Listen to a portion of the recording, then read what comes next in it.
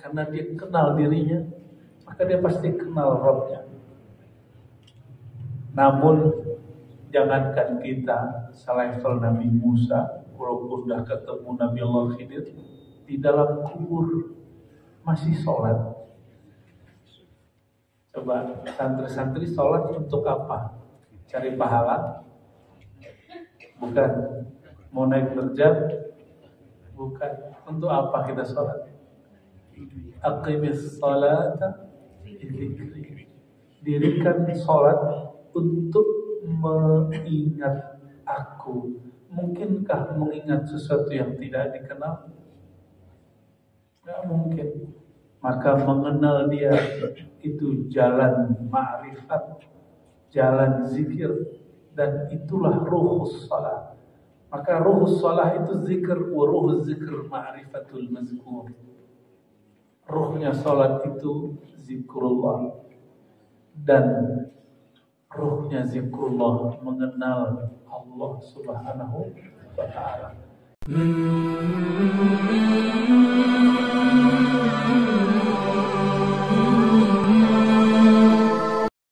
Agama mengenal Allah, dan ijma' ulama ahli sunnah di kalangan sufi ini bukan hadis. Man arafa nafsahu faqad arafa rabbahu. Tapi Al-Imam Ibn Arabi berjumpa dalam rohaninya Rasulullah SAW. Lalu bertanya, wahai baginda, kami meneliti, ini bukan hadis. Kata ahli hadis, ini bukan hadis engkau. Terus kata Nabi Muhammad SAW dalam pengalaman rohani dia. Secara fisik beliau sudah wafat tahun 11, tahun 10 Hijriah. 10 atau 11 Hijriah.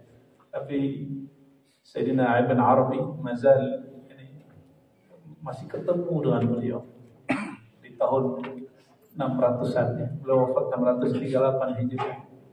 Kenapa? Karena fisik mati, tapi ruh tidak pernah mati. Bal ahya'un inda rabbihim yurzaqun. Mereka masih hidup di sisi Allah Subhanahu wa taala. Oleh karenanya saya yakin pengajar-pengajar hikam dari dulu di alam kuburnya enak aja. Kenapa? Karena dia kenal dirinya, maka dia pasti kenal Rabbnya. Namun jangankan kita selevel Nabi Musa, walaupun udah ketemu Nabi Allah Khidir, di dalam kubur masih sholat. Coba santri-santri sholat untuk apa? Cari pahala? Bukan. Mau naik derajat? Bukan. Untuk apa kita sholat? Aqimis sholata dzikri. Dirikan sholat untuk mengingat aku. Mungkinkah mengingat sesuatu yang tidak dikenal? Tidak mungkin. Maka mengenal dia itu jalan ma'rifat, jalan zikir, dan itulah ruhus salah. Maka ruhus salah itu zikir, wa ruhus zikir ma'rifatul mazkur. Ruhnya salat itu zikrullah, dan ruhnya zikrullah mengenal Allah Subhanahu wa ta'ala. Dan saya yakin mengaji, yang mengajar, kemudian keluarga besar beliau, ya, Om dan selanjutnya siapapun yang mendengar, itu ruhaninya telah disiapkan Allah itu. Dan kita nggak akan pernah puas. Jadi beliau di sana ngaji lagi, sebagaimana dia suka ngaji di sini. Dia di sana ngaji lagi, nggak tidur doang. Ini nikmatnya alam kubur itu ketika seseorang mendapatkan hal ternikmat di dunia, dia ulangi di sana. Wa alladul asya fid dunya ma'rifatullah. Enggak ada lagi senikmat-nikmat di dunia melebihi ma'rifat kepada Allah SWT. Dan kita doakan beliau ya, mengaji Fuad, beliau ya. Mengaji Fuad, Mang Lebak sama Mang Tomo, dan semua guru-guru yang masih hidup ataupun yang sudah wafat, para pewakaf, para muslimin, para muallim, para khidmat ya, dan santri, keluarga besar, kita kirimkan hadiah cinta suratul Fatihah.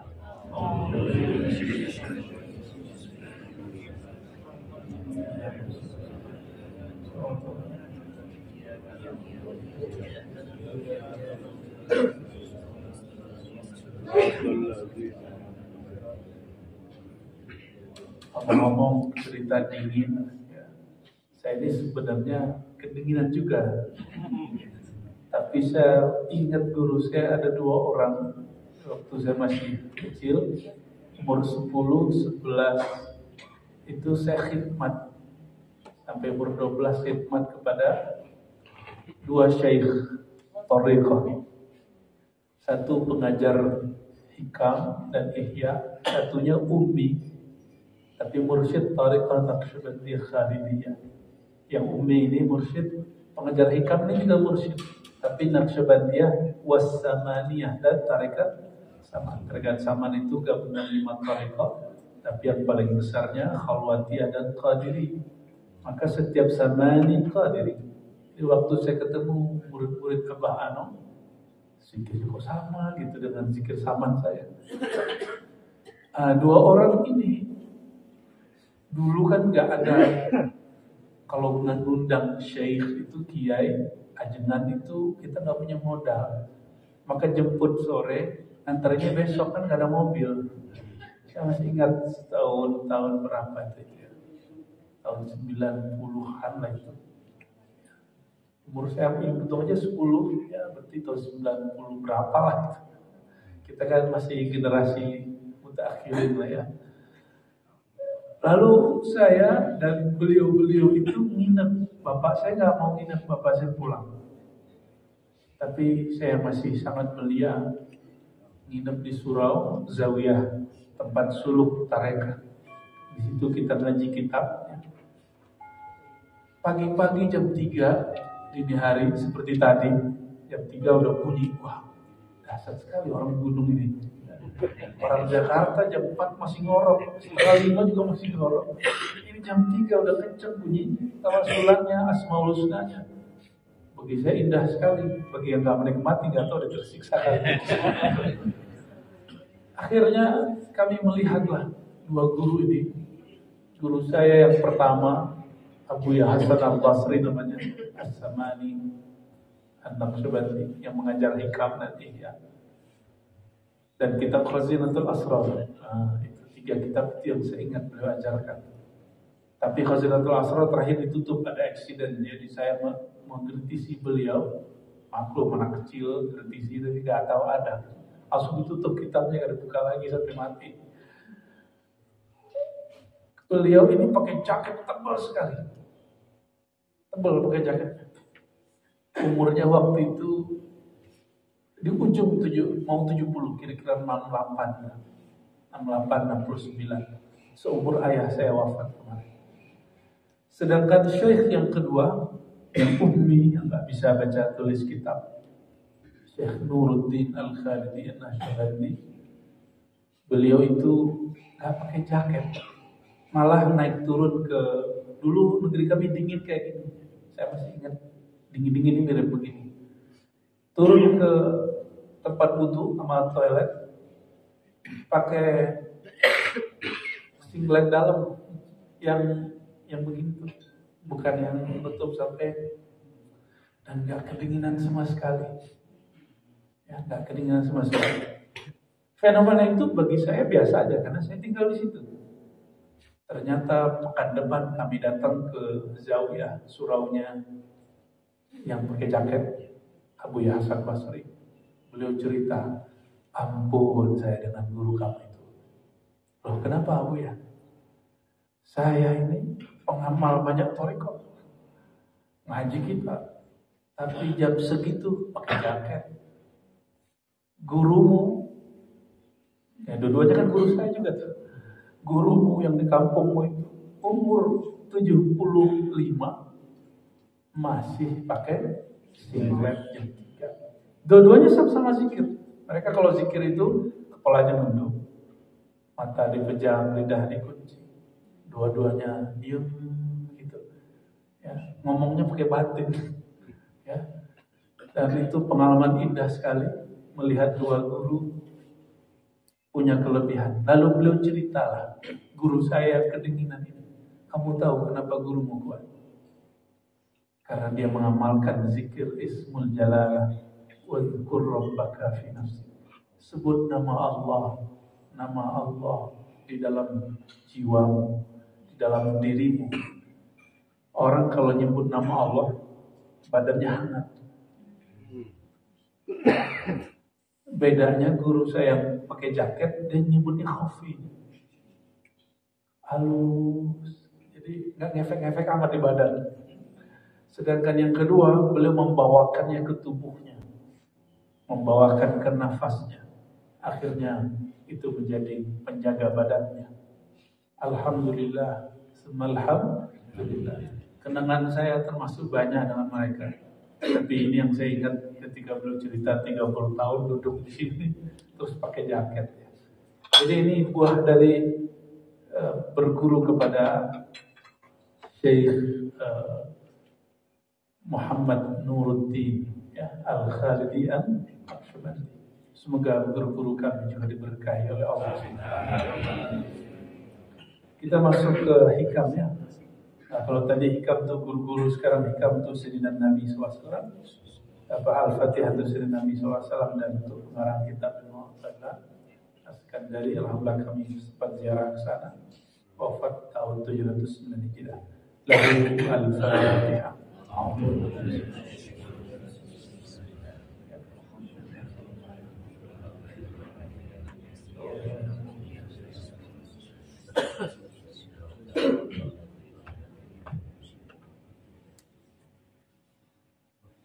Bismillahirrahmanirrahim. Hikmah yang keberapa di situ aja kan? 134. 125. Kalau di kitab yang masih kuning ini 97. Halaman 97 juzuk pertama. Bismillahirrahmanirrahim. Bismillahirrahmanirrahim. Bismillahirrahmanirrahim. Rahmatullah. Qaddasallahu sirrahul aziz. Qal ma tuliba laka syai'un, tidaklah dituntut kepadamu syai'un, sesuatu pun, mithlul ittirar, semisal seumpama ittirar, melebihi rasa bergantungmu kepada Allah. Itu disebut ittirar. Ittirar dari bahasa ittarra, ittiraran itu artinya bergantung karena merasa terpaksa. Itu orang awam. Nah, tapi nanti kita bagi ada awam, ada khawas ya. Rasa ittirar, rasa bergantung kepada Allah. Ini ada bainal awam wasalik wal arif. Ada 3. Orang awam itu baru muncul rasa bergantungnya kepada Allah kalau ada musibah. Musibah dalam bahasa awam itu masalah. Itu orang awam. Mau selama-lamanya jadi orang awam? Mau selama-lamanya jadi orang awam? Ya. Orang awam mungkin masuk kubur enak, tapi dalam kubur fasilitasnya bukan VVIP, fasilitas biasa aja. Ditanya-tanya dulu mau malaikat maut, man rabbuka, repot ditanya begitu. Ya. Tapi kalau orang-orang yang sudah salib dan khawas, nanti dia punya jawaban yang bukan lisan dia yang jawab. Lisan ini udah lupa, dia udah mati. Siapa yang jawab? Bukan otak ini sudah mati. Jadi orang kalau mengingat, saya ingat guru bahasa Arab saya dulu ngomong ini, kamu hafalin ini, man rabbuka, Allah, ya. Rabbi Allah, man nabiyuka, nabiyuna Muhammad, madinuka al-Islam. Hafalin bahasa Arab, nanti kalau mati kamu ingat hafalan ini. Saya belajarlah dengan Abu Hasan Basri tadi. Tubuhmu sudah mati, otakmu sudah enggak bekerja. darahmu sudah nggak jalan. Kalau darah udah nggak jalan, otak kita nggak jalan. Itu otak jaringannya berhenti 1 detik, orang stop. Betul nggak? Berhenti 3 detik, gua bisa lumpuh setengah badan. Makanya kalau mengingat Allah itu cukup dengan otak, otak akan tumpul. Oleh karenanya mengingat Allah itu bisa tembus sampai kepada bagian yang gak pernah mati. Allah cipta tapi Allah kekalkan dia. Itulah qalbu yang merupakan bagian dari pintu menuju ruhani. Maka ittirarul awam, ittirar ma'a wujudil masaib wal imtihan. Orang-orang awam itu baru ingat kepada Allah, baru bergantung kepada Allah ketika kecelakaan, ketika ada yang sakit, pasangannya sakit, dia kemudian nggak kuat menanggung. Apakah menanggung kesendirian, apakah menanggung obat dan segala macam, dia nggak kuat. Akhirnya sholat banyak-banyak. Nah, itu udah bagus. Cuma solehnya kok, solehnya kondisional, solehnya bersyarat. Masya Allah, belum apa-apa udah ada makanan nih. Berkah orang ngaji ya. Padahal ditonton doang, kali makan juga. Tiap hari begini ya, alhamdulillah, barakallah. Hebatnya ngaji ma'rifat, ngaji hikam itu, makanan di depan itu tinggal lirik loh. Karena rohani kita juga lagi makan. Benar nggak sih? Ya begitu ya. Ada ittirarus salik. Ittirarus salik apa? Salik ini murid yang mulai menempuh jalan ingin mengenal Allah. Si salik ini ittirar, dia bergantung kepada Allah bukan karena musibah zahir saja, tapi karena ittirarul batin an-nafsiyah. Ketika nafsiyah jiwanya merasa tidak sehat. Contoh, zikir kok gak nikmat, sholat kok gak khusyuk, baca Quran kok rasanya hambar. Ini kalau sudah mulai begitu, ini kabar gembira. Anda sudah masuk kepada martabatus suluk, martabat para orang-orang salik. Salik itu murid, orang yang berkehendak mengenal Allah.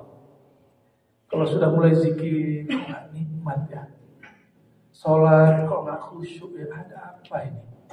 Mulai bertanya-tanya, itu muhasabah pertama bagi para salik. Istighfar kok hambar, ya, zikir pagi sore kok kepaksa, tahajud kepaksa nggak ada adik santri, atau sudah mulai nikmat. Justru kalau nggak dibangunin malah kesel, kok aku nggak dibangunin. Gitu. Kalau lewat gitu subuh, bukannya alhamdulillah kelewat gitu. Maka santri-santri itu anggap santai itu penjara, karena dia merasa kayak dipaksa-paksa. Tapi kalau santrinya sudah salim, dia senang dipaksa. Dia sedih kalau nggak dipaksa. Ya, sedih kalau nggak diperhatiin. Ya. Jadi ittirarus salik ketika Allah cabut kenikmatan bermunajat kepadanya, kenikmatan zikrullah kepadanya, itu ittirarus salik. Semoga kita mulai naik ke salikan. Amin ya rabbal alamin. Ada seorang murid datang kepada Imam Al-Junaid Al-Baghdadi dengan sombongnya mengatakan begini, Sidi Syekh, irtakabtu dzunub wa ma ziltu qa'iman bil lail. Wahai Tuan Syekh, saya ini maksiat siang hari. Kata orang, maksiat itu gelap, karena al-ilmu nurun, ilmu itu cahaya, yang mematikan, memadamkannya adalah maksiat. Tapi saya masih bisa tahajud malam hari. Sholat saya pakai hafalan masih lengkap. Begitu katanya. Si imam ini senyum aja. Wahai Ananda, dia panggil ya waladi. Alaysat, bukankah al-lazzah, lazzatul munajah nuzi'at anka, kenikmatan munajatmu sudah dicabut. Bukankah keasikan zikirmu sudah hilang karena efek daripada maksiatmu di siang hari. Apalagi maksiat sebelum tidur. Hati-hati. Makanya kalau mau tidur handphone jarang. Jangan tidur dekat handphone. Sekitar 2 meter, 1 meter lah. Itu bahasa majazi. Jangan main handphone. Ya, saya kalau mau tidur, handphone saya nonaktifkan. Aktif cuma telepon biasanya. Karena kalau ada apa-apa, ada yang bisa nelfon. Tapi internetnya sudah mati. Itu pun hari-hari juga jarang buka. Buka-buka paling sekali berapa jam. Bukan kemudian jadi kebutuhan. Tasbih kita semua punya tasbihnya. Beda kan itu? Ya, yang pertama kali pakai tasbih sahabat Nabi Sayyidina Abu Hurairah. Ya, belum pakai. Dulu orang pakai tasbih dibidahin, tapi pakai handphone kok nggak ada yang dibidahkan. Sepertinya lebih bid'ah pakai handphone, smartphone. Soalnya ittirarus salik seperti kejadian pada orang ini. Ketika dia dijawab, ditegur oleh gurunya, wahai Ananda, bukankah kenikmatan munajatmu telah hilang, sholatmu telah hambar, zikirmu gak ada rasa. Dia pikir-pikir iya juga. Disitulah dia tobat. Ini orang ini tobat kepada Allah Subhanahu wa Ta'ala. Ini hati-hati kalau zikir, sholatnya sudah mulai hambar. Jangan-jangan ada maksiat kita kemarin malam tadi. Ya, oleh karenanya para masyayikh kami itu mengajarkan mandi tobat setiap hari, sholat tobat setiap hari. Siapa tahu kita punya maksiat yang menurut kita biasa, tapi kalau setiap hari dilakukan, kira-kira gimana? Dikit-dikit, lama-lama jadi bukit. Ada ittirar yang ketiga, ittirarul arif. Ittirar orang yang sudah wusul kepada Allah, yang sudah kenal kepada yang disembah, yang sudah tahu jalan kepada Allah, sudah mengerti ujung dari tapakan jejaknya para sadiq. Tapi mohon diingat, marifat gak ada ujungnya. Maka para arifin ini juga bertingkat-tingkat. Orang-orang ahli marifat itu bertingkat-tingkat. Kemakrifatan umat Nabi Muhammad SAW ini melebihi umat-umat terdahulu, bahkan nabi-nabi terdahulu. Kenapa? Karena kebesaran sang Nabi Muhammad SAW. Maka ketika Sayyidina Muhammad SAW marra bi qabri Sayyidina Musa, fara'a Sayyidina Musa yusalli fi qabri, bukan ala qabri. Sayyidina Muhammad SAW ketika melewati makbarahnya Sayyidina Musa, beliau melihat Sayyidina Musa sholat di dalam kubur. Itu disebut dengan salatul arifin. Bukan sholat salikin, bukan sholat abidin. Abidin awam. Ini sholat makrifat.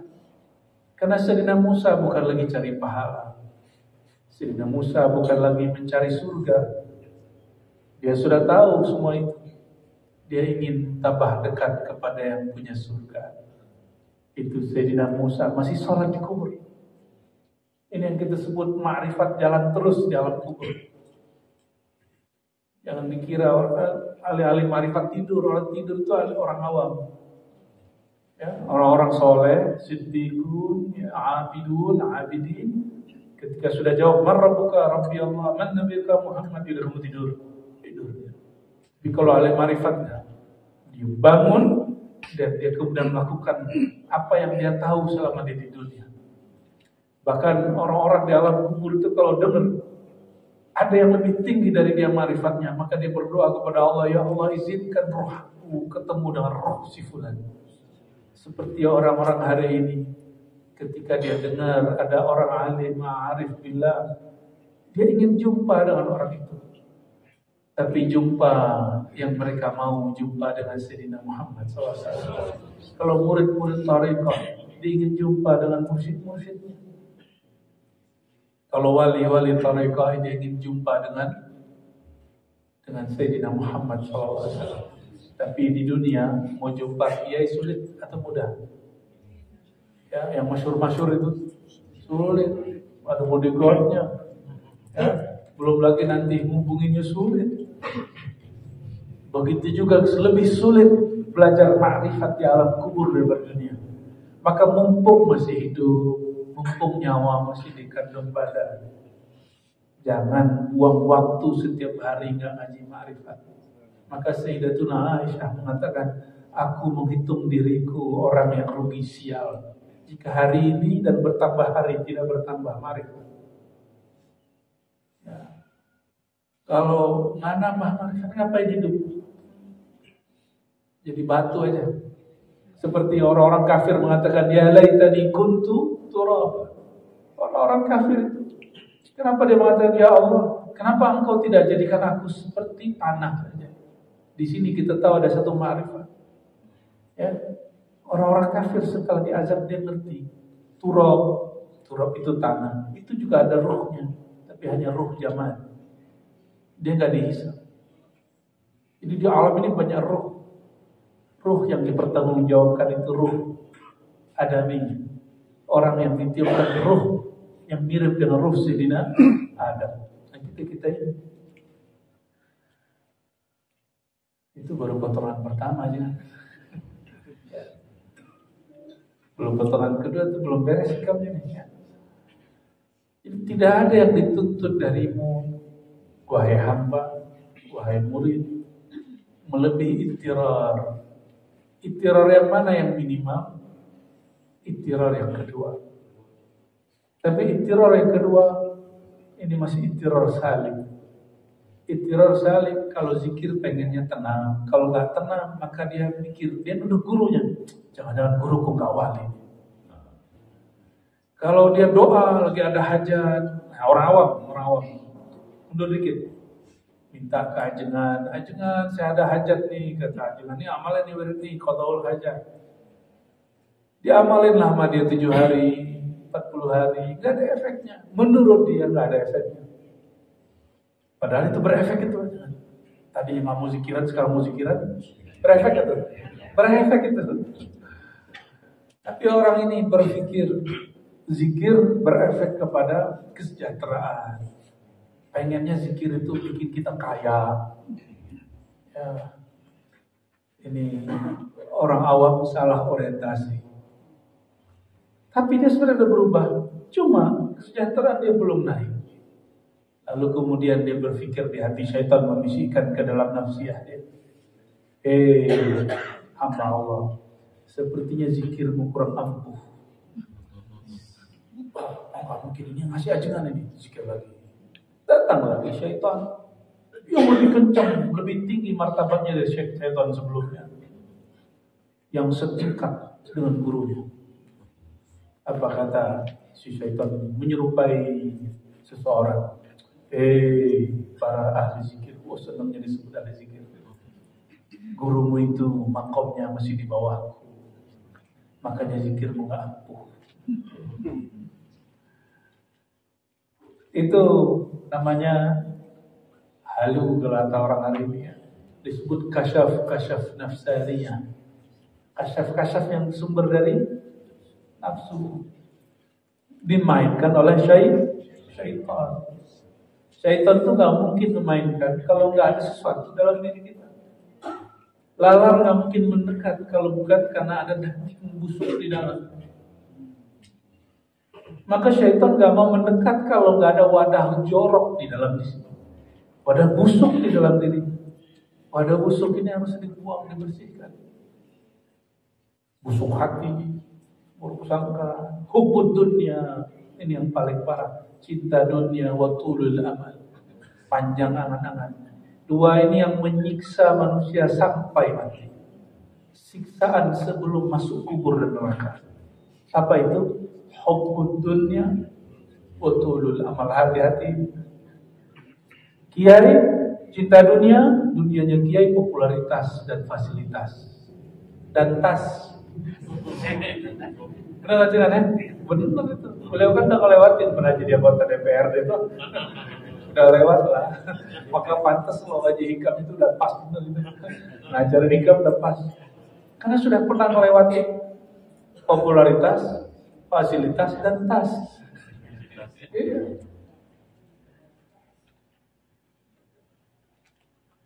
Popularitas itu paling berat.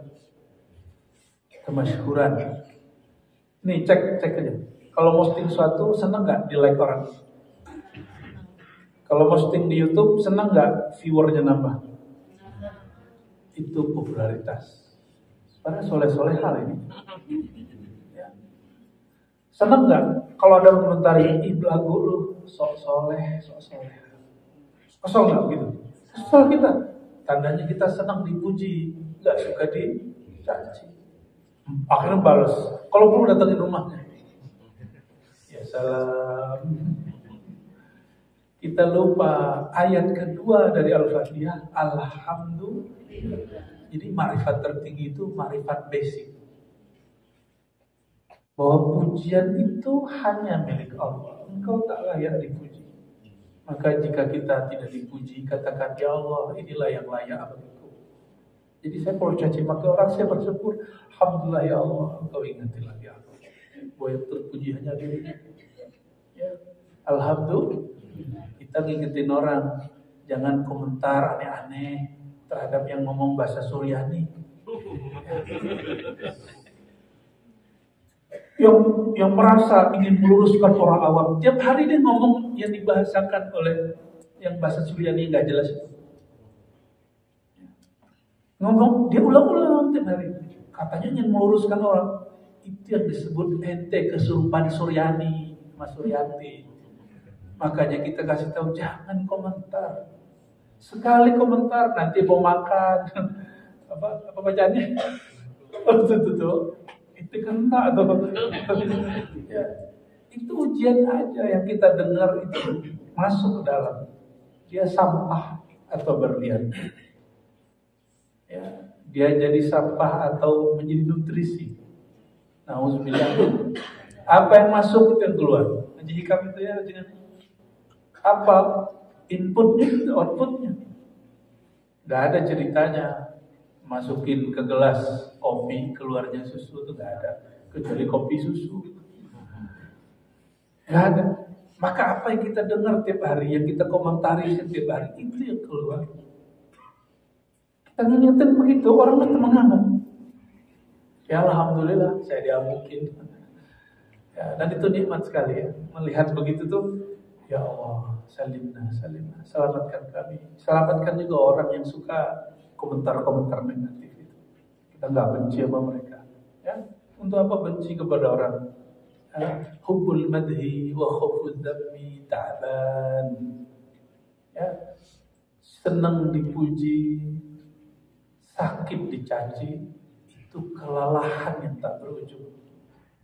Sakit yang nggak ada obatnya. Nggak ada obatnya. Oleh karenanya, walaupun ajengan sudah berumur sekarang ada yang 17 balik 17 plus 30 tambah 60 tahun. Setengah abad 50. Sama dengan santri yang muda-muda itu, cinta dunia sama. Saya sama. Kata Nabi SAW, hadis Sahih Bukhari. Qalbu syuyukh al-kuhul, kalbu orang yang tua, kuhul, itu sama dengan anak muda syabab. Dalam apa? Dua yang tadi. Hubbud dunya wa tulul amal. Dalam cinta dunia dan panjang angan-angan. Jadi orang dalam urusan duit mudanya sama. Cinta lawan jenis sama. Walaupun kekuatan berkurang. Nafsu besar, ya, al-quwah dhaifah. Baik. Jadi ini ittirar ya. Hati-hati dengan ittirar. Yang diminta itu hati bergantung hanya kepada Allah. Nah, orang itu menggantungkan harapannya kepada Allah biasanya dipaksa dulu, maka digunakan kata ittirar. Ya, ittirar ini juga asal katanya dari kata doror. Disakiti dulu, dikasih musibah dulu baru dia connect. Kalau para arifin, orang-orang yang kenal Allah, musibah terbesar dia masuknya satu titik noda ke dalam kolbunya. Itu bagi dia sudah sakit. Bagi kita maksiat 1 jam 2 jam biasa aja. Bagi mereka lupa satu nafas, itu sudah dianggap durhaka kepada Allah selama-lamanya.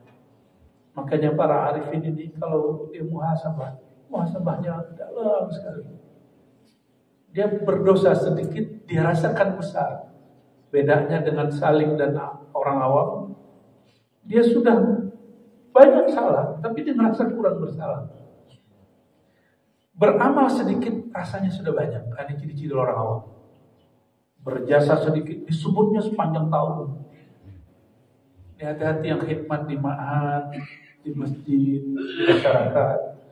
Kalau sudah khidmat, lupakan jasamu. Ini ciri-ciri orang diterima khidmatnya. Apa ciri-cirinya? Melupakan jasa. Bukan kita lupa, melupakan jasa. Jangan kemudian ngomong ini, wah ini sudah bantu kalian sekian tahun, lupa diri. Masa ketemu gak nyapa? Gak disapa doang, udah marah. Ini hati-hati ya. Orang-orang pewakaf, ya, para muslimin yang suka sedekah. Mungkin karena terlalu banyak yang bantu kiai lupa dengan siapa yang bantu dia. Atau yang kedua, si kiai sedang fana pada Allah. Karena si kiai kalau ngaji hikam hanya boleh terima pemberian orang kalau dilihat yang memberi itu Allah Subhanahu melalui orang-orang ini. Baru dia boleh terima, kalau nggak dia harus bagi-bagi ke orang. Nggak boleh dikonsumsi. Maka haramnya bagi orang awam haram fikih. Haramnya bagi salik haram adab tariqah. Haramnya para arifin. Haramnya bab kemakrifatan. Sesuatu yang membuat dia kehalang, maka bagi dia haram. Ya. Jadi jangan samain kita dengan orang-orang arif ini. Kita jauh sekali. Ya. Ini udah masuk ke alam lain. Ya. Usul tuh. Nah, kalimat berikut ini kalau jelasin masih panjang, kita lanjutin aja. Wala asra bil mawahib ilaika mithlul dhullati wal iftiqar. Tidak ada yang lebih cepat bil mawahib dengan asbab engkau diberi mauhibah melebihi az-zillah atau az-zullah, engkau merasakan hina dan merasakan iftiqar, membutuhkan Allah Subhanahu wa ta'ala. Jadi ittirar isinya apa? Rukun ittirar itu 2, az-zullah wal iftiqar. Itu isinya ittirar. Ittirar merasa bergantung kepada Allah. Nah, bergantung itu tidak perlu dapat musibah dulu. Coba praktekkan 2 hal. Merendahkan hati. Dan yang kedua, iftikar. Merasakan diri kita ini setiap saat, setiap detik, setiap nafas memerlukan rahmat Allah Subhanahu wa ta'ala. Masih ingat masa pandemi? Waktu itu ada krisis oksigen, tabung oksigen. Di situ orang baru paham mahalnya satu nafas. Gak bisa nafas sekali meninggal. Betul gak? Bayangin coba. Yang pernah sakit asma, ada yang asma, ya, atau namanya memang asma binti fulan. Yang sakit asma ngerasain Wah, satu nafas itu sangat mahal sekali.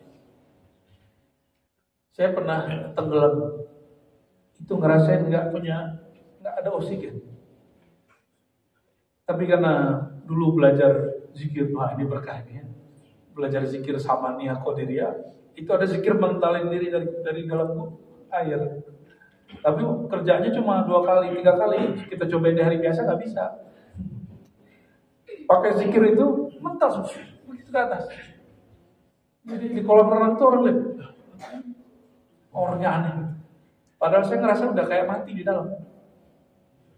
Ngerasa udah gak ada nafas. Cuma saya nggak cerita ke istri, nggak cerita ke siapa-siapa. Pengalaman aja. Oh, gitu rasanya kalau orang tenggelam. Dan itu juga ngerasain nikmat berzikir saat nggak bisa nafas. Jadi bolehlah nafas ini putus, tapi zikir nggak boleh putus. Ya. Wala asra. Jadi cara mau mustajab gak doanya? Bukan zikir 1000, bukan. Itu manora itu. Zikir 1000 itu dikit bagi orang-orang yang kenal Allah itu.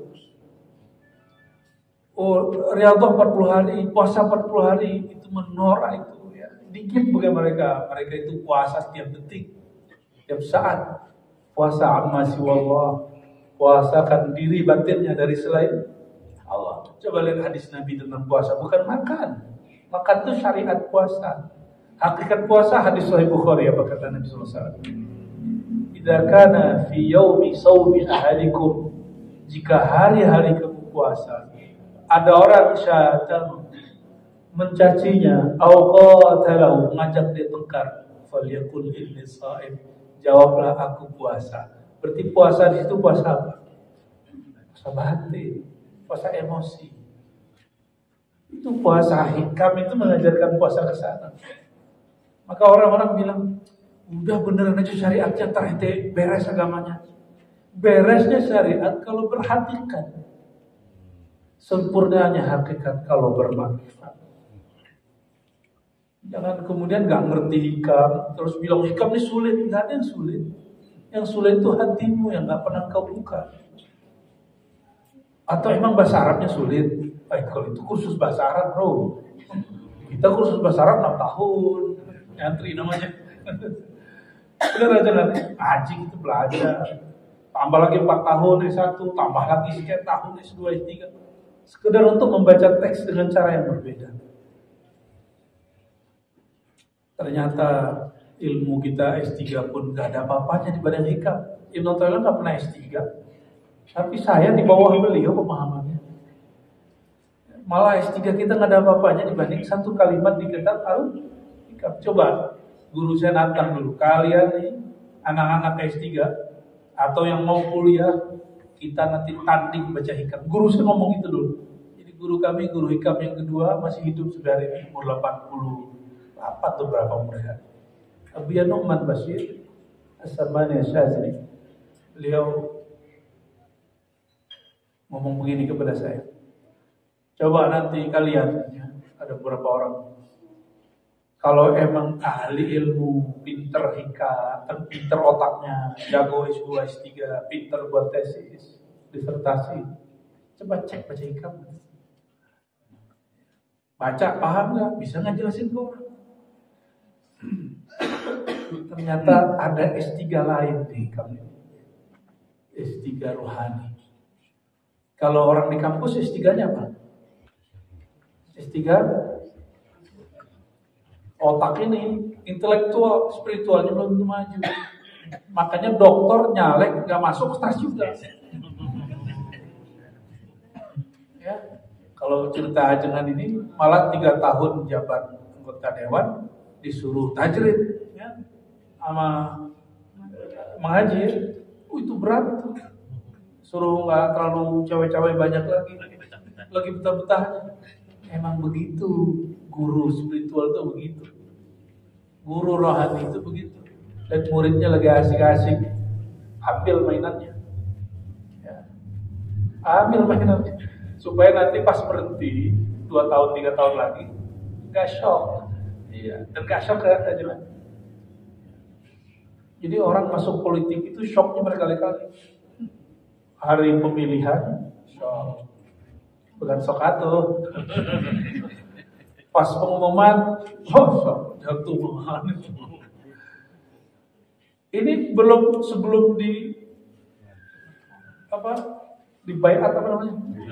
Dilantik. Oh, jangan senang-senang dulu, belum tentu nyawanya nyampe. Berdoa aja yang baik-baik. Habis itu udah kerja, masuk, mikirin kapan balik jadi duit. Waduh, shock lagi. Pengen target jabatan apa, gak nyampe, shock lagi. Padahal tadinya bersyukur udah lolos. Syukur alhamdulillah ya Allah, lolos kita enak. Nanti lagi asik-asik, berhenti habis. Shock lagi. Nyalon lagi, shock lagi. Tapi dunia itu begitu. Orang itu kecanduan shock. Kecanduan untuk panik, benar gak? Iya. Motoran ngebut itu bikin jantung berdebar. Tapi kalau nggak motoran, pusing juga kita ya, yang anak muda ini. Saudara-saudariku yang berkata Allah, ruhul ittirar isnan, ya.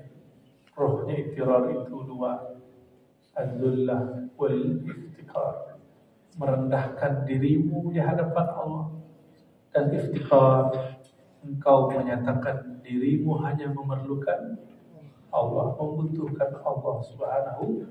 Kalau kita hanya memerlukan Allah dan merendahkan diri, terus kita direndahin orang, terima nggak? Nggak, berarti belum. Kita merendahkan diri di hadapan Allah, lalu ada orang merendahkan kita. Coba pakaikan kalimat saya. La fa'ila illallah. Tiada yang terjadi sesuatu kecuali izin dari perbuatan Allah. Maka kalau ada orang hina kita, itu izin Allah bukan? Izin Allah bukan? Siapa yang mengizinkan dia menghina kita? Allah. Maka kalau engkau dihina, kata Imam Ghazali, oleh musuhmu, perhatiin, jangan-jangan hinaan dia benar. Kenapa? Mungkin gurumu nggak enak ngasih tahu. Mungkin sahabatmu sungkan memberitahu. Mungkin orang terdekatmu merasa nggak enakan membuka rahasia. Tapi musuhmu nggak ada alasan apa-apa, dia akan buka apa yang dia rasakan dari diri. Seandainya itu tidak ada di diri kita, cukup kata, kayaknya itu bukan gua deh. Alhamdulillah. Tapi seandainya itu memang ada, kita kemudian insaf. Ya Allah, benar juga yang dilihat oleh hamba-Mu itu, ampunkan diriku. Maka Imam Ibn Arabi ketika dulu dikafirkan dan difasikkan, dizindikan orang, jadi ada seorang syekh ini dari dulu begitu. Ahli fikih itu suka benci sama orang yang ngaji kitab-kitab ini. Dia bernazar untuk mengkafirkan Ibn Arabi setiap kali khutbah, setiap kali ceramah. Maka 7 hari 7 malam orang itu mengkafirkan dia. Tapi ternyata hari ke-7 orang yang suka mengkafir-kafirkan itu jantungan, mati mendadak. Siapa yang pertama kali menjenguk takziah? Orang yang dikafirkan, Al-Imam Ibn Arabi. Terus dia ditanya, kenapa kamu datang? Kan kamu sudah diserang sama dia. Ya, kamu sudah dijelek-jelekin orangnya. Apa kata dia? Aku gak harus jelekin, mungkin Ibn Arabi yang lain. Tuh, orang punya mental begitu bisa. Ya, mau jadi orang hebat? Jangan baper sama komentar satu orang. Mau jadi orang besar? Ya, telinganya mesti kuat. Jangan budak. Mesti kuat. Kalau budak gak boleh. Telinganya mesti kuat. Yang kuat itu telinga batin. Telinga ini gak bakal kuat. Dia melihat apapun, dia mendengar apapun yang dia dengar, pesan-pesan Allah Subhanahu wa ta'ala. Pernahkah Allah itu kosong 1 detik saja dari dunia? Dari alam semesta? Campur tangan Allah tidak pernah kosong 1 detik. Pekan detik dibagi 70.000 juga nggak bakal kosong. Allah campur tangan terus. Ya, nih perhatiin, ingat Allah lagi dipuji, itu sama dengan ingat Allah lagi dicaci. Maka ingatlah Allah saya dicaci, bahwa yang sedang mencacimu bukan dia, tapi Allah sedang menegur kamu. Gitu. Ya, jangan malah ngamuk. Dikasih tahu malah kemudian nyolot. Ya. Banyak orang dikasih tahu nyolot. Ingin doanya mustajab, rendahkan diri dan hanya berharap kepada Allah SWT. Zikirkan Allah Samad, ya Allah ya Samad, ya Allah ya Samad. Ya Allah, tiada tempat menggantungkan harapan kecuali kepada itu mana As-Samad. Maka nanti di akhir zaman zikir ini akan menjadi makanan para salik dan arifin. Kalau abidin nanti mati duluan atau mati hatinya dia kafir, maka nggak cukup jadi abidin, nggak cukup jadi abidin, dikerjain syaitan. Makanya hadisnya jelas, orang alim tidur, orang ahli ibadah sholat, yang ditakuti syaitan mana? Orang alim. Ini alim billah, bukan alim dengan hukum Allah semata, tapi alim dengan yang membuat hukum itu, yaitu Allah Subhanahu wa Ta'ala. Ini orang sholat, syaitan gak takut. Jangan, ini pesan dari Nabi SAW. Kedekatanmu kepada Allah bukan kedekatan kuantitas ibadah. Kedekatanmu kepada Allah mesti kualitas ma'rifat. Ma'rifat itu ibadahnya arifin, orang yang kenal Allah Subhanahu wa Ta'ala. Oleh karenanya sholat 2 rakaat lebih utama dari masuk surga, kata Imam Abu Yazid. Itu gimana ceritanya tuh? Coba kita disuruh, kamu sholat 2 rakaat masuk surga. Jawaban kita pasti apa? Surga. Ngelasnya bisa. Kan belum tentu sholat kudu terima Allah. Ya. Inti udah suzon duluan, sholat juga belum. Belum sholat, udah suzon sama Allah. Kan ana inda dhanni abdi. Aku berdasarkan persangkaan hamba. Jika kita emang udah gak yakin sholat kita diterima, gimana Allah mau terima? Kalau saya yakin sholat saya diterima. Ya, kenapa? Kenapa saya yakin sholat saya diterima? Kenapa harus yakin sholat diterima? Husnuz dzan. Az-zan al-qawi dalam ilmu ushul fikih huwa al-yaqin. Prasangkaan yang baik dan itu kuat, itu yang disebut ya. Maka saya harus yakin sholat saya diterima. Gimana cara menumbuhkan keyakinan itu? Belajarlah ma'rifat. Kita berbaik sangka ke orang karena kita kenal sama orang. Kita bersangka kepada orang karena kita nggak kenal isi hatinya. Maka semakin kenal, semakin tidak berprasangka. Maka orang-orang yang buruk sangka karena dia tidak kenal kepada Allah yang Maha Kuasa. Ya, arif rabbak haqqa ma'rifat. Ya. Maka di sini saudara-saudariku, wiridnya para arifin itu 2. Setiap ilmu yang membuat dirinya merendah di hadapan Allah, itu wirid pertama. Maka wirid zullah. Dan yang kedua wirid iftikar. Setiap wirid yang membuat hatinya menggantungkan harap kepada Allah itu wirid. Oleh karenanya Abul Hasan Syazili menganggap tidurnya wirid, menganggap makannya wirid. Beda sama santri. Kalau lagi tidur emang pengen tidur, makan emang lagi nafsu makan. Nah itu saling. Kalau sudah arif, dia makan untuk sekedar bertahan hidup. Ya, kalau koruptor kan enggak. Koruptor udah hidup cuma pengen nambah lagi.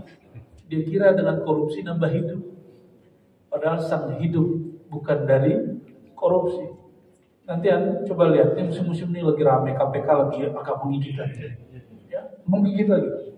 Itu orang-orang yang kena urusan KPK, itu pada datang ke kiai. Apalagi kiainya ngajar hikam kan.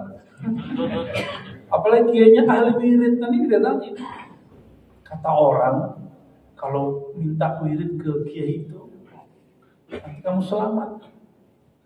Kalau ada kiai bantu koruptor itu kiai dunia. Nih, perhatiin. Kalau ada kiai bantu koruptor itu kiai dunia. Kalau kiai membantu koruptor, jangan bantu selamat dari korupsi, dari hukum. Bantu dia selamat dari hukum Allah. Gimana caranya? Ajak dia tobat. Dia tobat. Bimbing orang bertobat, baru ajarkan zikir.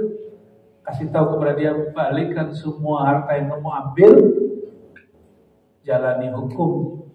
Itulah zullah wal iftiqar. Jadi beda. Jadi koruptor itu kalau datang ke mursyid diterima sama dia, tapi ditobatkan sama dia, bukan diselamatin dari KPK, diselamatin sama Tuhannya KPK. Ya. Barangkali itulah ya. Semoga pagi ini kita dapat wirid baru. Wirid apa?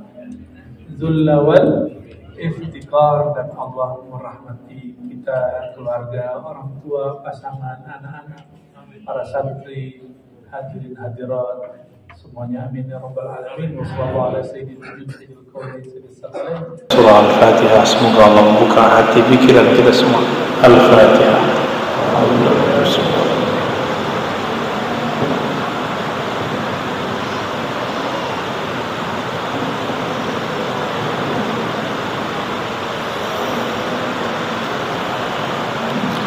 Terakhir kita membahas sisi spiritual daripada ayat pertama, kedua, dan ketiga dari surah Al-Baqarah. Benar ya? Insyaallah pada sore ini kita akan membahas ayat keempat dari surat Al-Baqarah. Keempat, kelima. Bismillahirrahmanirrahim. Walladzina yu'minuna bima unzila ilayka wa ma unzila min qablik wa bil akhirati hum yuqinun. Walladzina, dan yang, cuma ini untuk jamak banyak, berarti orang-orang yang yu'minuna. Yu'minuna di situ ada lafaz hum disebut dengan dhamir kata ganti, tapi ditakdirkan di dalam bahasa nahwu sharaf diartikan disembunyikan dalam timbangan lafaz yu'minun. Jadi kalau orang awam cukup mengingatnya di awalnya, di akhiri waw nun, berarti ada arti mereka. Yu'minun, mereka percaya. Bima unzila ilaik, dengan apa yang diturunkan kepada engkau. Yang diturunkan kepada Nabi Muhammad apa aja? Itu baru satu. Yang diturunkan kepada Nabi Muhammad dua. Pertama, wahyu syariat. Yang kedua, wahyu nubuwah. Ketika beliau mengatakan la nabiyya ba'di, yaitu tidak ada kenabian risalah, tidak ada lagi syariat setelah Nabi Muhammad sallallahu alaihi wasallam. Tidak ada lagi wahyu yang merubah syariat. Dan yang kedua, wahyu nubuwah. Boleh juga disebut dengan wahyu walayah, wahyu kewalian. Untuk para nabi disebut dengan wahyu, untuk para wali disebut dengan ilham. Dan ini la tanqati', ini tidak putus. Dalilnya al-ulama warasatul anbiya, para ulama mewarisi para nabi. Berarti nubuat yang berarti ilham itu berlanjut terus. Itulah yang dimaksud dengan khilafah ala minhajin nubuwah. kekhalifahan yang berdasarkan nubuwah. Nabi mengatakan tidak ada nabi setelahku, tapi sistem nubuat itu mesti Allah kekalkan sampai akhir zaman dalam bentuk ilham. Dalam bentuk apa? Enggak hanya mimpi. Kalau mimpi banyak yang aku mimpi hari ini. Mimpi ketemu Allah, mimpi ketemu Rasul, mimpi ketemu ini, ketemu itu, dan itu belum tentu benar. Ya, jangan mau ditipu atau sesat karena mimpi orang. Tapi kita berdasarkan nubuat. Nubuat itu saya sering menyebutkan dalam kajian-kajian tertentu. An-nubuwatu, kata Imam Al-Hakim At-Tirmidzi, Imam Salafus Salih, ahli hadis wali Allah, itu artinya al-ilmu billah, ilmu mengenai Allah. Itu yang disebut nubuwat. Kalau syariat, ilmu mengenai syariat hukum Allah. Nabi Muhammad waktu di Mekah mengajarkan syariat dulu atau tauhid dulu? Tauhid dulu. Ini ciri-ciri wali Allah yang dia utamakan dulu tauhid. Kenal Allah dulu, baru syariat. Dibalik ciri-ciri khawarij, mereka mendahulukan syariat, baru mengenal yang disembah. Ini bahaya, dan mereka nggak pernah kenal. Dan sudah banyak kiai-kiai yang terjebak di sini, sehingga murid-muridnya, santrinya dilarang belajar ilmu ma'rifatullah. Benerin dulu syariat ente, baru belajar ma'rifat. Nah ini udah keracunan ini kiai. Copot aja kiainya ya. Kiai-kiai dulu gak ada ngomong begitu. Kiai-kiai dulu mengatakan awwaluddin ma'rifatullah, awal agama ma'rifatullah, awal agama mengenal Allah. Dalilnya surah Muhammad ayat 19, fa'alam annahu la ilaha illallah, maka ketahuilah, pelajarilah, ilmuilah bahwasannya tiada yang berhak disembah kecuali Allah. Kalau dibahasakan lugas, maka ketahuilah yang pertama kali yang harus engkau ilmui adalah mengenal Allah. Itu sejarah muncul lafaz awwaluddin ma'rifatullah, ya. Jadi ada berapa wahyu turun ke Nabi? 2. Wahyu Quran Iqra pertama kali, tapi kalau wahyu nubuat itu turunnya dari kecil. Dari kecil beliau udah dapat, ya. Bahkan Nabi Muhammad SAW mengatakan, Adam belum dicipta, aku sudah dari Nabi. Jadi alam ini sudah berganti. Nabi Muhammad sudah jadi Nabi. Begitu dalam hadis Imam Tirmidzi, mata wajabat laka nubuwah, kapan engkau diangkat jadi Nabi? Hadis Imam Tirmidzi, hadis sahih. Adam belum dicipta, masih tanah dan ruh, masih air, artinya masih bahan. Aku sudah menjadi Nabi. Tua kan Nabi itu? Maka awalu nabiyyin Nabiuna Muhammad SAW. Nabi pertama Nabi Muhammad, tapi Nabi dari kalangan manusia baru Nabi Adam. Bisa bedain? Ya. Wa ma unzila min qablik, dan orang-orang yang percaya kepada apa yang diturunkan kepada engkau dan apa yang diturunkan kepada orang sebelum engkau. Wa bil akhirati hum yuqinun. Seharusnya kan dahulukan orang terdahulu baru Nabi Muhammad, benar kan?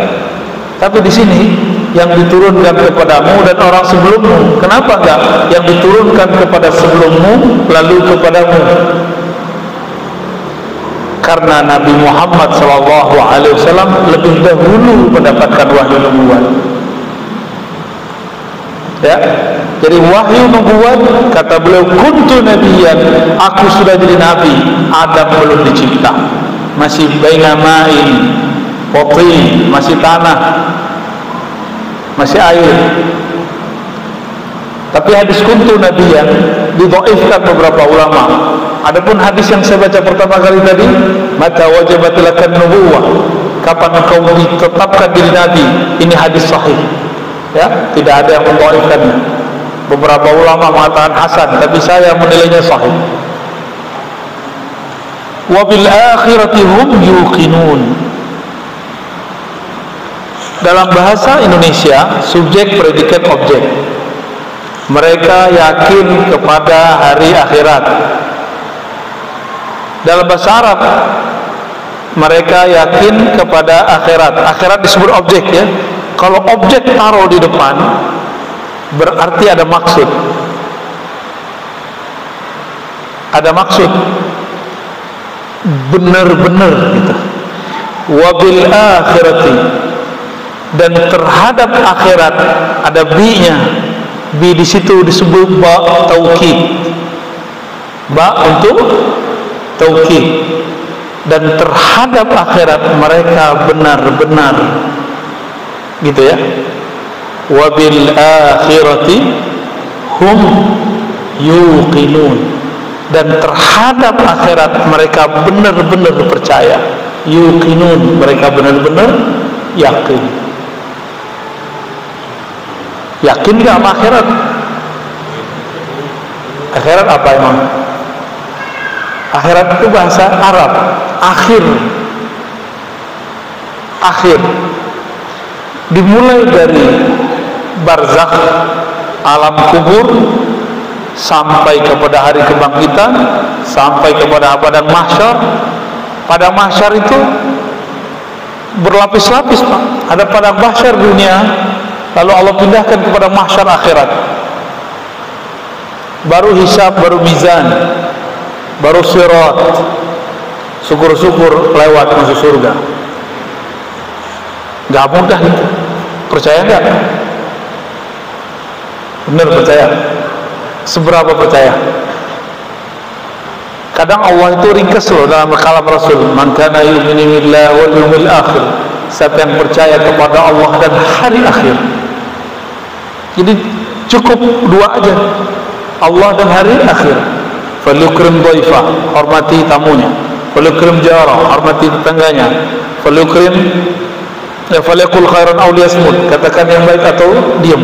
Ini hadis aja udah banyak ustaz gak ngamalin. Ustaznya gak ngamalin, gimana jamaahnya? Ustaz lah, Pak.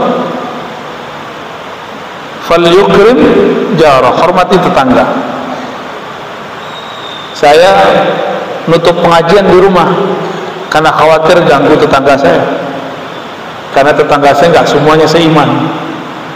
Dan yang kedua, kalaupun seiman nggak semuanya sepaham.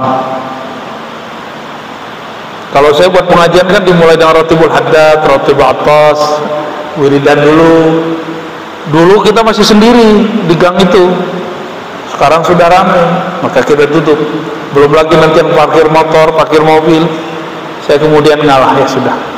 Jangan-jangan saya bikin majelis dengan nafsu, bukan dengan iman. Maka salah satu bentuknya kita pindahin ke masjid. Ke masjid di kompleks, saya pindahin ke sana. Tapi nggak sering juga, cuma sekali sebulan. Dulu seminggu bisa 3 kali. Kalau egois, tutup gang bagi kita. Tapi kita husnuzon. Kalau ada komplek, tempat yang sudah mengizinkan, oh berarti itu kompleks sudah steril, ya. Nah, antum kalau mau pengajian di gang, di komplek, pastikan orang-orang di gang di situ ridho, ya, pastikan. Jangan kemudian ketika kita diusilin kita bilang, itu gak beriman tuh, jangan begitu. Jangan-jangan kita mengganggu mereka, ya. Falyukrim jara.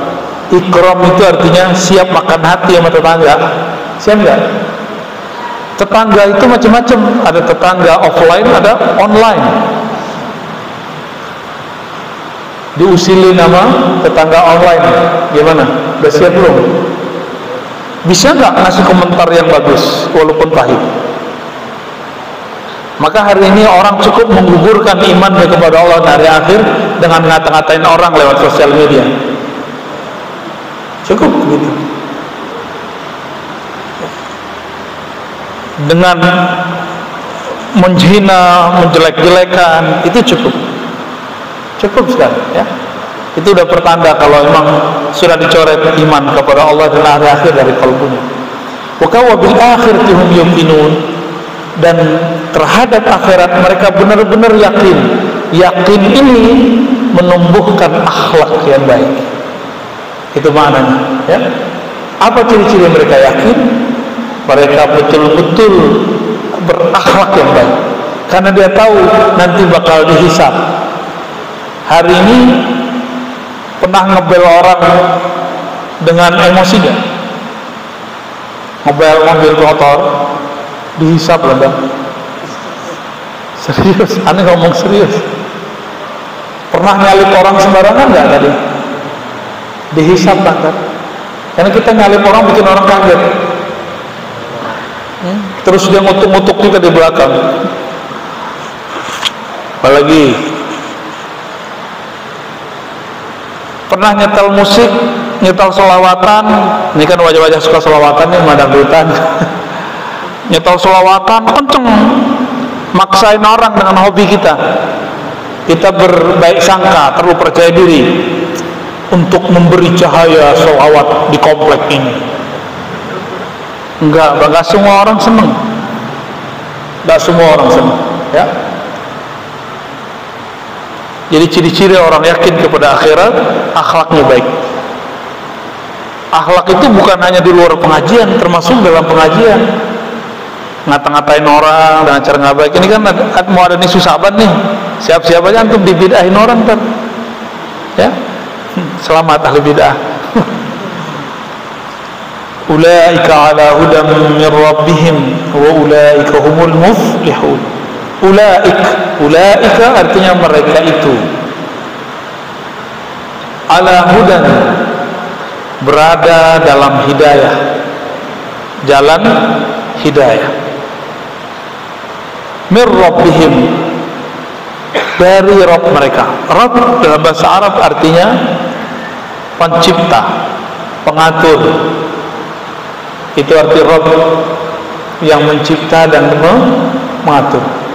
Namun jangan dipisahkan, Rabb dan Ilah itu zatnya sama. Ini cuma beda nama.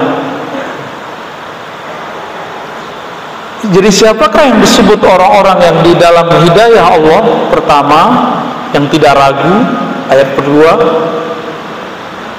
orang bertakwa, orang yang beriman kepada yang lain, mendirikan sholat, berinfak, yakin kepada Alkitab, baik yang diturunkan kepada Nabi Muhammad atau sebelum Nabi Muhammad. Dan yang paling ujung, wabil akhirati hum yuqinun, mereka benar-benar yakin terhadap akhirat. Maka mereka betul-betul hati-hati kalau nulis komentar. Ini hati-hati Pak ya. Saya berharap jamaah ahlus sunnah, terutama dalam bab politik, tahan-tahan. Ini kabar buruk masa depan. Ke depan ini akan banyak orang-orang yang tadinya ahlu sunnah tergelincir jadi khawarij cuma karena bab politik. Cuma karena bab politik. Dulu waktu Sayyidina Ali punya pendirian politik yang berbeda dengan pasukannya langsung menceramai Sayyidina Ali. Pasukannya ini gak ketemu Nabi. Sayyidina Ali pintunya ilmu Nabi. Sayyidina Ali diceramahin oleh pasukannya. Maka mohon maaf, saya nggak tertarik dengan jumlah jamaah yang banyak, murid yang enggak. Siapa tahu ntar jadi buih, siapa tahu ntar jadi balik ke kita. Maka jangan pernah cinta kepada syuhrah, popularitas, nggak perlu. Sayyidina Ali sudah cukup memberikan pelajaran kepada kita. Itu yang saya seruput sering. Murid itu terbagi dua. Murid yang shadiq, yang mengikuti gurunya apa adanya, ala gurunya, ada murid yang kadzib, murid yang bohong, mengikuti gurunya sesuai dengan konsep dia. Kalau nggak cocok sama politik dia, gurunya disebut ulama su. Nggak cocok dengan pemahamannya, gurunya disebut ulama syubhat. Nanti bakal muncul begitu. Dan kabar buruknya, perpecahannya akan terjadi di bab politik. Ini bentar lagi nih, nggak lama lagi. Ya, bentar lagi nggak tahu antum masih ngaji mana apa enggak kan? Ya, ini kita kasih tahu. Ahlus sunnah wal jamaah dari dulu sampai sekarang tidak pernah mengajarkan memberontak. Ini ingat. Walaupun berbeda dengan pemerintah, tidak pernah menyampaikan kritik dengan cara menghina.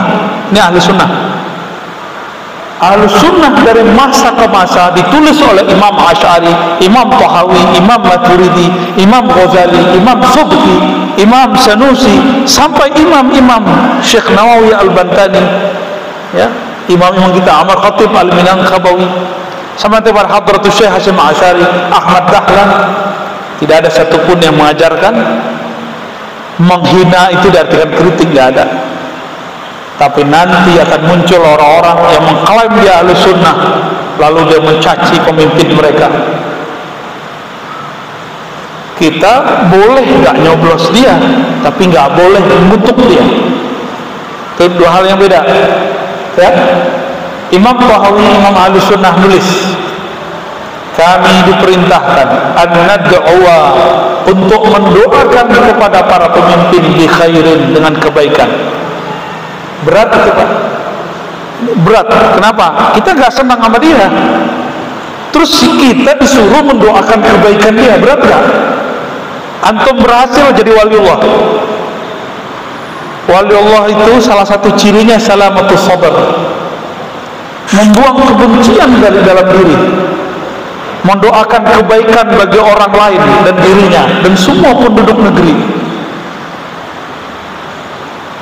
Apa masih kurang cukup pelajaran Suriah, orang memberontak? Masih kurang cukup Yaman? Masih kurang cukup Irak? Masih kurang cukup Libya? Masih kurang cukup? Mau disuriahkan Indonesia? Ya, maka tolong nanti teman-teman ikhwah fillah, jangan mau dibakar semangatnya pada tempat yang salah. Tenang, jihad itu bukan kepada sesama muslim. Ini ingat-ingat, jihad bukan kepada sesama muslim. Selama orang mengajarkan takdir itu orang yang beda pilihan sama kamu, bentak tuh orang yang beda sama kamu, itu dari setan semua.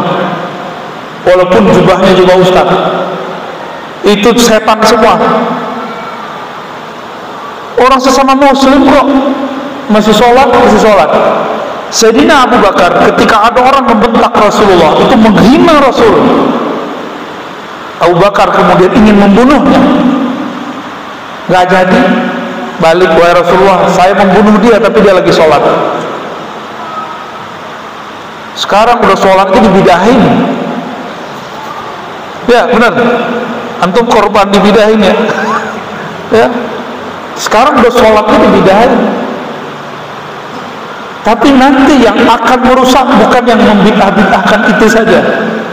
Sama-sama sholawatan, sama-sama akidah Asy'ariyah, sama-sama aswaja, tapi nanti tambah kacau. Ini mumpung masih damai, ya. Sebentar lagi kita nggak tahu kejadiannya apa. Cuma ini ancang-ancang. Kalau itu terjadi, ambil wabil akhiratihum yuqinun. Terhadap akhirat mereka yakin. Jangan ulangi kesalahan Khawarij mengkafirkan Sayyidina Ali, lalu mentatar Sayyidina Ali dengan ayat-ayat. Ya Ali, la hukma illa lillah, tiada hukum kecuali milik Allah. Ya Ali, wa man lam yahkum bima anzalallah fa ulaika humul kafirun. Yang enggak berhukum dengan hukum Allah kafir. Ali diajarin, Pak. Ali diajar, nggak salah ente. Yang ngajarin baru hijrah kemarin sore itu. Siap-siap nanti muncul, Ustaz, ittaqillah. Ustaz, takutlah kepada Allah. Ya, Ustaz begitu, nggak salah dia. Ya, jangan heran pemandangan ini akan banyak nanti di dunia online, di dunia sosial media. Ya, kita cuma ngabar-ngabarin biar antum siap-siap aja. Saya berharap ahlu sunnah kita dijaga Allah subhanahu wa ta'ala. Amin ya rabbal alamin. Jangan pernah dirusak oleh perbedaan politik. Coba antum katakan, beda politik bukan beda iman. Coba katakan. Siap pakai itu? Ya, ulangin kenceng dong.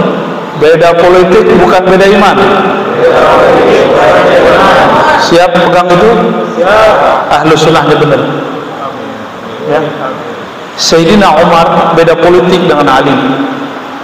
Ali kurang nyaman dengan Umar. Umar gak nyaman dengan Ali. Dalam hadis yang sahih disebutkan, ketika Abu Bakar dipanggil oleh keluarga Ali, Umar datang menghadang. Apa kata Umar? Wahai Abu Bakar, saya khawatir engkau dibunuh, engkau celaka. Kira-kira begitu kalau dibahasakan bebas. Apa kata Abu Bakar? Udah tenang itu. Berarti Umar tidak senang dengan kekuatan politik Ali. Tapi ketika Umar jadi khalifah, Abu Bakar sudah meninggal nih. Umar jadi khalifah. Umar pengen jihad, jadi pemimpin di garda depan. Dihadang oleh Ali. Amirul Mukminin Umar, jika engkau berjihad, engkau kena panah, engkau mati, siapa yang ngurus negeri ini? Padahal mereka beda politik. Bisa nggak tuh begitu? Bisa nggak begitu? Jangan-jangan kita ini beragama tapi menjadikan agama sebagai alat dendam. Ya, nauzubillah min dzalik. Ulaika ala hudan min rabbihim. Mereka itu berada dalam hidayah Allah. Saya pernah menyampaikan al-hidayatu fil qulub. Hidayah itu ada di dalam qalbu. Maka kalau disebut, diterjemahkan bebas ini, mereka adalah orang-orang yang qalbunya dibimbing Allah. Itu makna ulaika ala hudan min rabbihim. Mereka itulah qalbunya dibimbing oleh Allah. Kalau dibimbing nyaman gak? Kita menghadapi ujian, tiba-tiba kita dikasih kisi-kisinya sama guru, seneng gak? Antum kalau percaya kepada Allah, yakin, hakul yakin, Allah akan berikan kisi-kisinya dan kita dibersamainya. Itulah disebut la takhaf innallaha ma'ana. Kamu gak usah khawatir, hai Abu Bakar, Allah bersama kita. Jadi apapun yang terjadi nanti, apakah murid melawan guru, apakah guru membelot, saya hanya percaya kepada Allah. Ya. Wabil akhiratihum yuqinun. Saya cuma percaya itu, dan saya berdoa diri saya sendiri dan antum semua yang hadir, semoga kita dijaga benar-benar oleh Allah SWT. Amin rabbal alamin. Wa ulaika humul muflihun, dan mereka itulah mereka itu al-muflihun, pakai alif lam, orang-orang yang benar-benar sempurna keberuntungannya. Jadi orang-orang sukses itu bukanlah orang yang punya rumah banyak, mobil banyak, perusahaannya banyak. Bukan. Orang yang sukses itu ujungnya terhadap akhirat mereka benar-benar yakin. Itu aja ujungnya. Dan mereka dibimbing terus oleh Allah. Itu orang paling beruntung. Orang yang selalu dibimbing, pemilik dunia, pemilik akhirat, mau dia di dunia, mau dia di akhirat, dibimbing Allah. Enak gak tuh? Jadi jalan kita nanti di akhirat tergantung antum hari ini merasa dibimbing atau tidak. Jika berjalan di bawah bimbingannya, maka di sana pun dimanjakan dengan syafaatnya. Kira-kira seperti itu.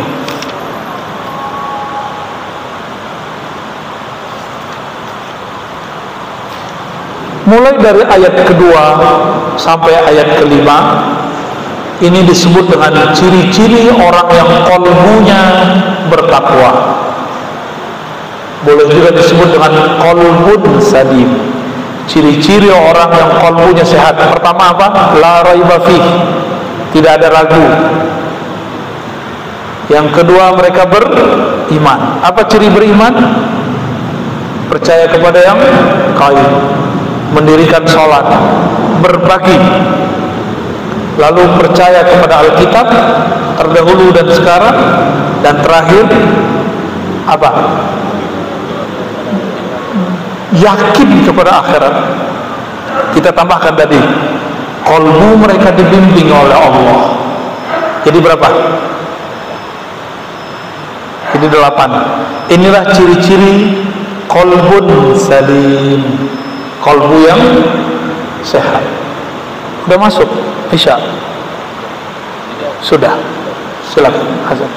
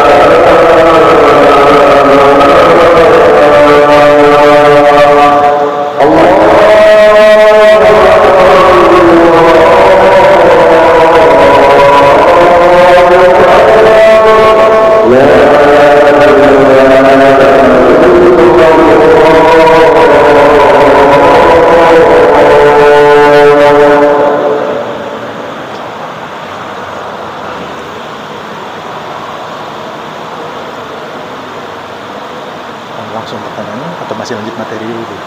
Maunya gimana? Nanggung? Ya, nyaman aja. Langsung makan. Ceritanya.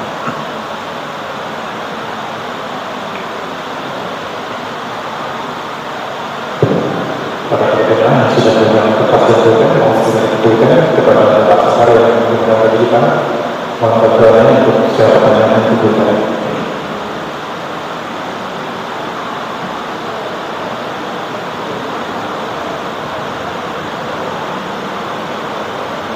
Silakan, ada pertanyaan yang sudah tertulis.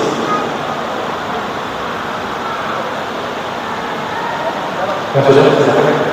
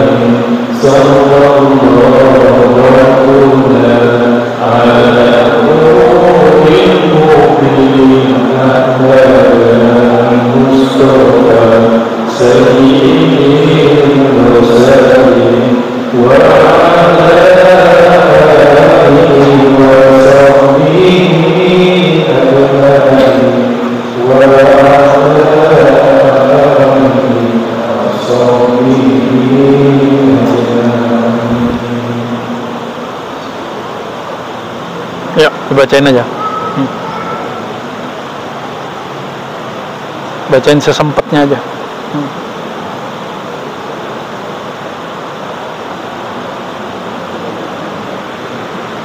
Assalamualaikum, Abu yang memuliakan, mohon disebutkannya. Kita tetap apa saja yang menjelaskan tentang sendiri Syekh Ahmad At-Tijani. Terima kasih dulu. Assalamualaikum. Tentang Sidi Ahmad Tijani ada dari muridnya sendiri, ada Bughyatul Mustafid, seingat saya itu bagus dibaca, dan beberapa karya ulama lain. Oke, tapi belum diterjemah itu.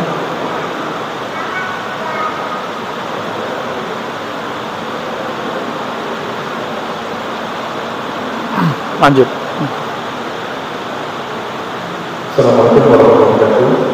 Saya sangat setuju dengan perkataan beda politik bukan beda ibadah.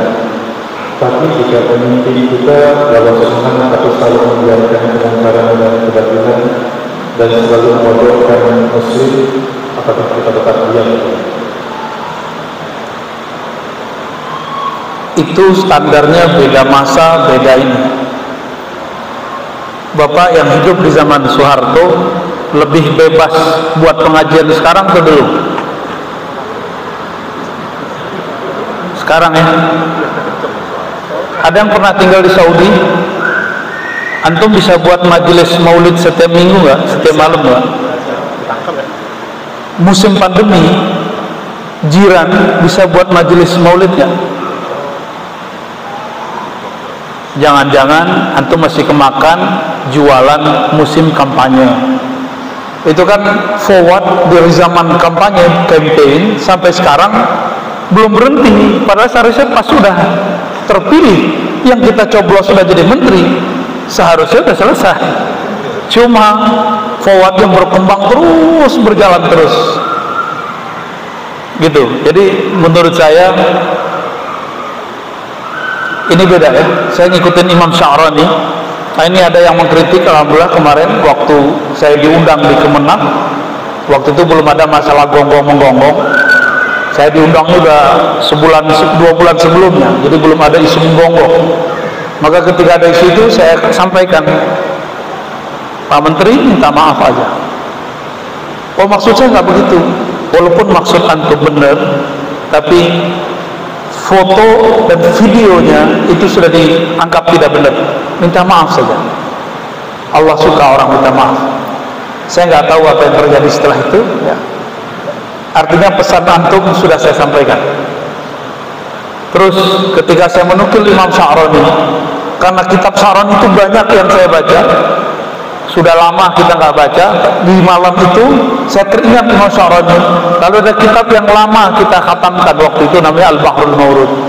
Padahal yang mau saya sebut nama kitabnya Al-Minan Al-Kubra dan Al-Matbuliyah. Jadi kalau cuma secara maknawi ada di Al-Bahrul Mawrud. Lalu ada orang yang kemudian mencoba mengkoreksi saya, tapi saya nggak tahu maksudnya apa. Apakah maksudnya benar-benar ingin menasihati atau ingin cari sesuatu? Saya wallahu alam. Ya, dan menyebut saya dusta. Ya salam. Ar-Razi ingin mendusta atas nama Sya'rani, tentu jauh daripada itu, ya. Jangankan kalam Sya'rani, kalam Nabi aja boleh diriwayatkan bil makna. Dan jangankan Ar-Razi, selevel Imam Ahmad bin Hanbal pun pernah salah menyebutkan riwayat, apalagi cuma menyebutkan judul kitab, ya. Itu yang ngomong ingat-ingat aja, ente pernah nyebut di kitab salah nyebutnya, anggap aja itu dan maklumi. Dan saya sudah sebutkan di beberapa kajian, dan saya sudah tampilkan kitab-kitabnya, bahwa itu betul-betul kitab Sya'rani, cuma judulnya saya salah sebutnya. Dan kalau dia jujur baca kitab itu, dia nggak akan berani berkata kasar dalam memberi nasihat. Karena di kitab Al-Bahrul Mawrud Sya'rani, jika ada pemimpin zalim kepada kita, itu nggak boleh dibalas. Kalau versi Sya'rani, mana ada yang sanggup ngikutin Sya'rani? Ya, nggak ada kan? Kita maunya kalau dizolimi balas. Itu kan itu pendendam itu. Imam Sya'rani mengatakan orang ahli qalbu nggak begitu. Jadi kita kalau ngikutin Sya'rani jujur aja, antum makan beres itu. Ya. Wallahu a'lam bishawab. Ya. Assalamualaikum warahmatullahi wabarakatuh. Bagaimana solusi menghilangkan perasaan sombong yang terkadang merasa lebih baik dari orang lain, padahal saya sadar saya sedang memperbaiki diri sendiri. Terima kasih. Assalamualaikum. Itu harus dengan mursyid yang berbicara Imam Ghazali, karena Ghazali itu imam paling sombong di zamannya. Lalu kemudian dia menemukan seorang mursyid yang menyembuhkan kalbunya. Beliau imam besar, beliau seorang yang berdakwah di kalangan penguasa, berdakwah di kampus, dan guru para imam. Masih butuh mursyid? Antum siapa nggak pakai mursyid? Ya, mursyid itu pembimbing rohani, dan itu hukumnya wajib bagi orang yang qalbunya sudah bermasalah. Ya, fatlub al-mursyida yursyidukum ila Allah. Lanjut. Apakah ada orang yang bersyahadat mengaku Tuhan Allah dan Nabi Muhammad karena dosanya dia melakukan ibadah tidak untuk surga? Apakah bisa dijamin untuk surga pada posisi? Saya nggak paham pertanyaan, tapi saya tebak ya. Apakah orang muslim kekal di neraka gitu kali ya? Disiksa selama-lamanya. Teman-teman, kalau antum beriman di kolbu, iman itu nggak boleh naik turun. Iman nggak boleh naik turun. Nggak boleh nambah dengan nambahnya sholat, nggak boleh kurang dengan adanya maksiat. Itu baru disebut mukmin. Coba ulangi, nggak boleh nambah iman dengan tambahnya sholat, nggak boleh berkurang karena terjadi maksiat. Bisa nggak begitu? Baru disebut mukminuna haqqan. Mereka itu beriman sebenar-benarnya. Jadi percaya itu bukan bersyarat, nggak bersyarat. Saya sedekah dibalas Allah 700 baru percaya, bersyarat. Berarti antum imannya iman orang-orang materi. Zikir tenang baru percaya, berarti imannya iman orang spiritualis. Bukan begitu iman kita. Iman kita percaya tanpa syarat. Ya. Maka jika itu yang dimaksud, berapapun dosa antum nanti pasti diampuni Allah. Tapi kalau imannya baru di luar, baru di zahir, maka tidak akan diampuni oleh Allah meskipun zahirnya muslim, matinya mati kafir. Nauzubillah min dzalik. Semoga Allah tutup umur kita semua yang hadir, semua yang mendengarkan kajian ini dengan husnul khatimah. Ya, mohon izin saya sholatnya jamak, jadi nggak ngikutin antum, masih jalan. Baik, Astagfirullahaladzim, Allahumma rahmanir karim, salli ala nabiyina Muhammad. Ya Allah, sampaikan salam kami, rindu kami kepada Nabi Muhammad sallallahu alaihi wasallam. Allahumma ya Allah ya Ghaffar ya Ghafur, wahai Maha Pengampun, dosa kami sangatlah banyak, mulai dari zahir kami sampai batin kami, mulai dari mata sampai kepada kaki, mulai dari satu tetes darah sampai kepada 1 mili daging. Di sana tersimpan banyak dosa ya Allah. Maka ya Rabb, ampunilah dosa-dosa kami. Ya Allah, Engkau Maha tahu, sujud kami belumlah tulus, rukuk kami belumlah ikhlas, maka sempurnakanlah kekurangan kami ya Allah. Allahumma ya Allah, Engkau Maha tahu, salawat kami pun belumlah tulus. Kami salawat masih menginginkan ada hajat. Kami bersalawat belum betul-betul cinta kepada Nabi-Mu, Nabi Muhammad sallallahu alaihi wasallam. Ampunkan kurang mengerti kami, ampunkan kejahilan kami. Fanawwir qulubana ya nur, ya man huwa nurun ala nur, binuri ma'rifatik wa binuri hubbik. Ya Allah, maka berilah cahaya qalbu kami yang gelap ini dengan cahaya iman kepada Engkau, cahaya mengenal Engkau dan Nabi Engkau. Warzuqna hubbaka wa hubba man yuhibbuk. Berikanlah kami cintamu, cinta Rasulmu, cinta kekasih-kekasihmu, dan mudahkan kami beramal menjadi kekasihmu. Rabbana atina fid dunya hasanah wa fil akhirati hasanah wa qina adzabannar. Sallallahu alaihi wasallam Muhammad walhamdulillahi rabbil alamin.